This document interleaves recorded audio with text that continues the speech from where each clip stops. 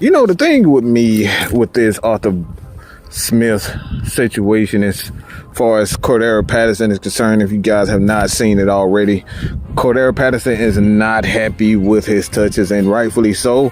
But this is no surprise to me. If you look at the Atlanta Falcons and this offense, man, Drew stated this earlier that this team, for the most part, they may just have too many weapons. And I know a lot of people probably say to themselves, like, Mike, how can you have too many weapons? Well, especially when you're a young coach, you're a young player, you're a young team and a young coach, man, you're trying to figure out your stance and how, with your identity. And this is something that Drew has stated several times about, sticking to an identity. And then when you have so many weapons, when you haven't established the culture, you haven't established your scheme as what your identity truly is going to be, what you're going to go back to, what you're going to consistently run, run as far as when you get in trouble, what you're going to go back to. Well, this is a problem. So when you look at Cordarrelle Patterson, him being a joker, like if it were an instance where we know for sure that Desmond Ridder is the quarterback for the Atlanta Falcons, we don't know if he is that guy for the Atlanta Falcons. And I think that's one of the biggest issues when it comes down to this offense. We don't have a quarterback that we can consistently rely on to do the necessary things to kind of get them, to get the team and make sure that he's comfortable as an offensive coordinator. And I think when you have so much, you have so many issues trying to figure out who that quarterback is. We don't know if it's Desmond Ridder. We damn sure don't know it's Taylor Heinicke, especially with the way he's been playing. And he's played up and down, but that's been the story of his career.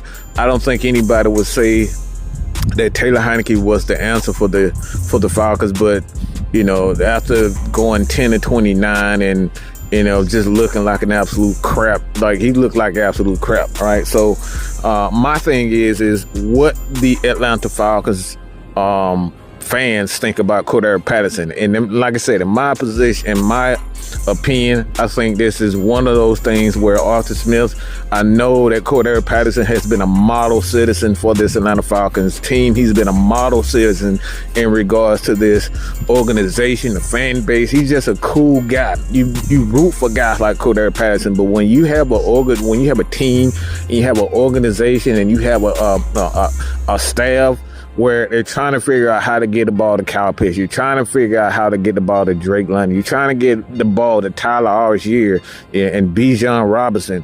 There's not a lot of balls to go around. You got a guy, a tight end, like you have a tight end. Well, you got three tight ends for the most part. You got Michael Pruitt, and then you have a guy in Cordarrelle Patterson, who's supposed to be the joker. He's all over the place. He's you can line him up at wide receiver. You got Scotty Miller, and then you have so many other guys on this offense.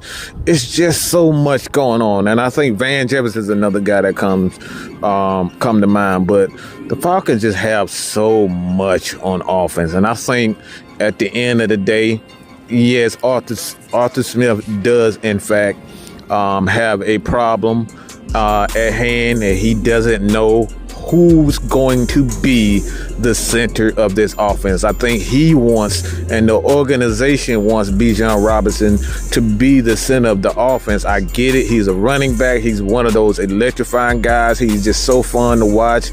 And you have a guy like Cordarrelle Patterson who's not happy. He's not happy where he fits in this offense. And like I said, rightfully so. The Falcons have They really, at this point, have to find a veteran coach, a veteran offensive coordinator that's going to come in and help him figure out the direction of this offense, the identity, the true identity of this offense, and who's going to be the center of attention, who's going to be the guy that you go to, the positions that you go to. And a lot of people think of themselves, including myself, I believe that this offense should just rely heavily on the running game, whether it's Bijan Robinson, whether it's Tyler Algier, and you got the offensive line. You invest so much money into these guys, the Chris Lynch, the Caleb McGarris, the Drew Dahlmans. You got Matthew Bergeron that you drafted, and you have a guy in left tackle and Jake Matthews. Let's rely on the running game. And I think this is what we are stating at this point. We're seeing at this point with that we just need to focus on relying on the run game. And like I said, I really feel bad for Cordarrelle Patterson. I really do feel bad for him because he's just such a great guy. But at the end of the day, man, the Atlanta Falcons have to do what's right for their young guys. Cordarrelle Patterson has a Super Bowl. Cordarrelle Patterson has had one of the best careers, he's had a good career, right? He's definitely a good career.